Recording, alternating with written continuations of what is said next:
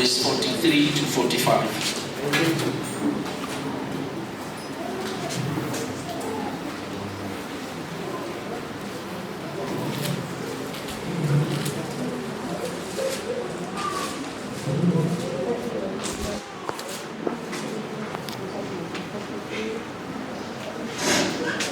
Amen. 43 to 45. We'll find our scripture in the book of Matthew, chapter 12, verse 43 up to 45. Jesus is Lord of the Sabbath. Amen.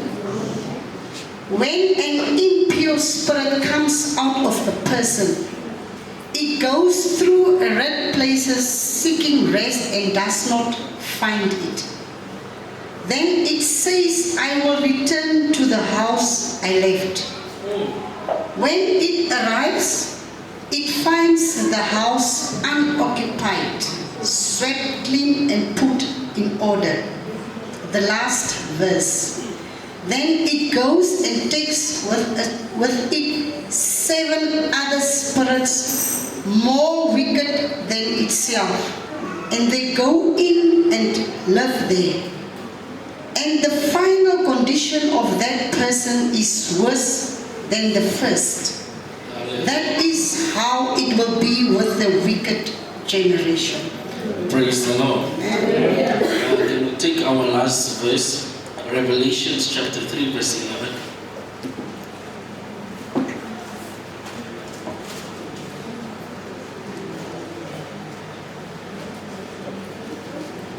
Revelations chapter 3, verse 11.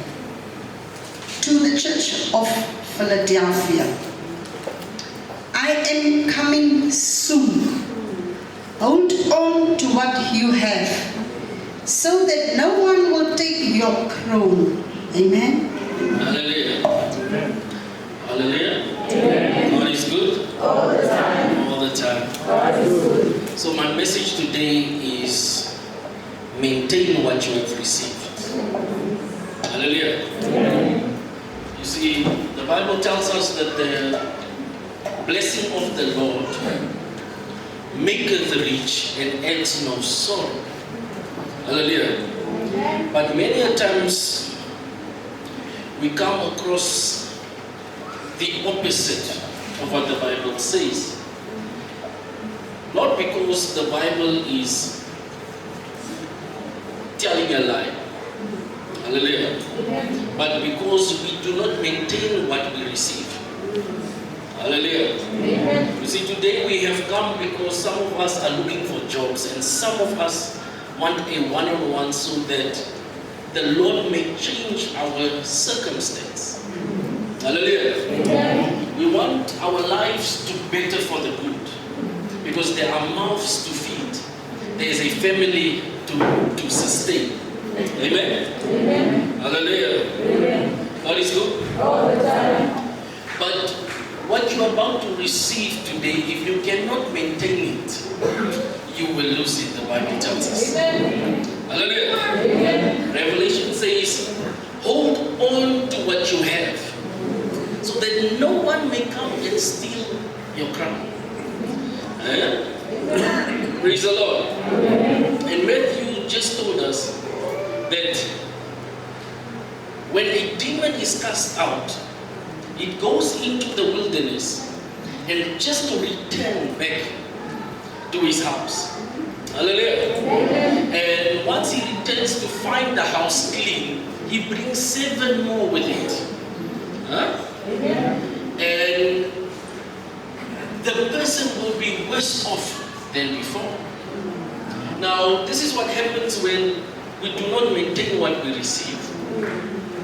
If God is going to open up the door of employment for you today, it is important for you to maintain it by being in faith, remaining in faith and remaining in prayer. Remaining under the hand of God. Hallelujah. Hallelujah. The only way to maintain it is by maintaining our spiritual life and our relationship with God. Hallelujah. Because the moment we dwell off the same entity that blocked you from receiving that blessing will not come alone. He will bring 7 others more. One to block, one to destroy, one to kill. Hallelujah. That's what's up. Are we together? Hence why it is important, child of God, that you start not just drinking milk, stop drinking milk, but also start eating the meat. Hallelujah. As an adult. Amen? Look at your neighbor, say neighbor. Say neighbor. Do not just come to drink milk, but start to eat the meat. Hallelujah. God is good. Now, how you receive the blessing is how you ought to maintain the blessing. Hallelujah. Can we quickly go to 2 Kings, chapter 4, verse 8 to 37. Hallelujah. Amen.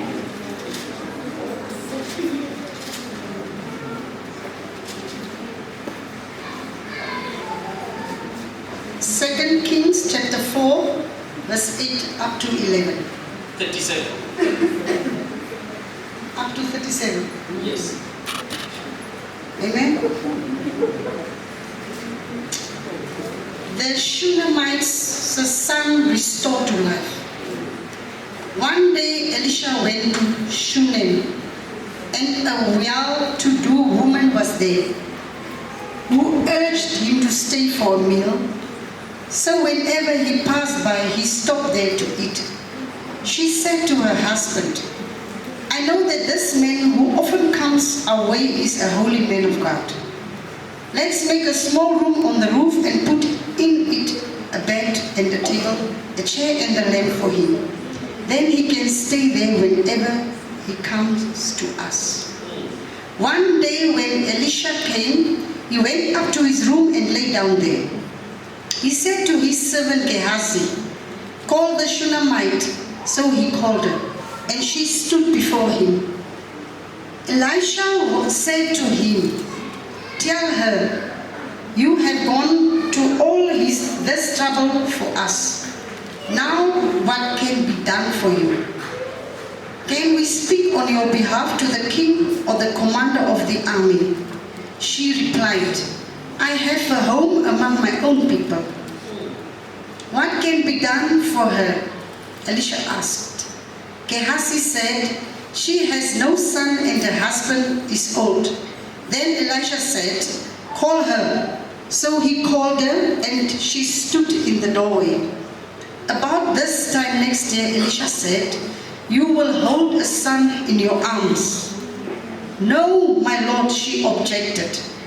Please, man of God, don't mislead your servant. But the woman became pregnant, and the next year, about the same time, she gave birth to a son, just as Elisha had told her. The child grew, and one day he went out to his father, who was with the reapers. He said to his father, my head, my head. His father told a servant, carry him to his mother. After the servant had lifted him up and carried him to his mother, the boy sat on her lap until noon, and then he died. She went up and laid him on the bed of the man of God, then shut the door and went out. She called her husband and said, please send me one of the servants and a donkey so I can go to the man of God quickly and return. Why go to him today? He asked. It's not the new moon or the Sabbath. That's all right, he said. She said. She saddled the donkey and said to her servant, lead on, don't slow down for me unless I tell you. So she set out and came to the man of God at Mount Carmel. When he saw her in the distance, the man of God said to his servant Gehazi, look, there is the Shunammite. Run to meet her and ask her, are you all right? Is your husband all right? Is your child all right? Everything is is all right, she said.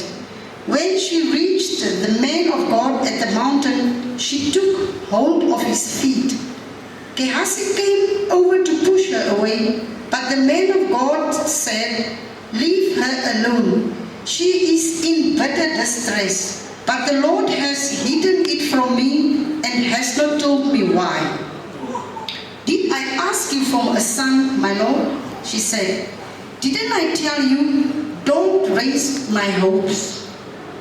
Elisha said to Gehazi, "Tuck your cloak into your belt and take my staff in your hand and run. Don't greet anyone you meet, and if anyone greets you, do not answer. Lay my staff on the boy's face." But the child's mother said, "As surely as the Lord lives and as you live, I will not leave you." So he got up and followed her. Verse 31. Gehazi went on ahead and laid the staff on the boy's face, but there was no sound or response. So Gehazi went back to meet Elisha and told him, "The boy has not awakened." When Elisha reached the house, there was the boy lying dead on his couch. He went in, shut the door on the two of them, and prayed to the Lord. Then he got on the bed and lay on the boy, mouth to mouth, eyes to eyes, hands to hands. As he stretched himself out on him, the boy's body grew warm. Elisha turned away and walked back and forth in the room, and then got onto the bed and stretched out on him once more.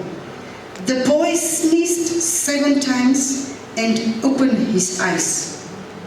Elisha summoned Gehazi and said, "Call this Shunammite." And he did. When he came, he said, "Take your son." She came in, fell at his feet, and bowed to the ground. Then she took her son and went out.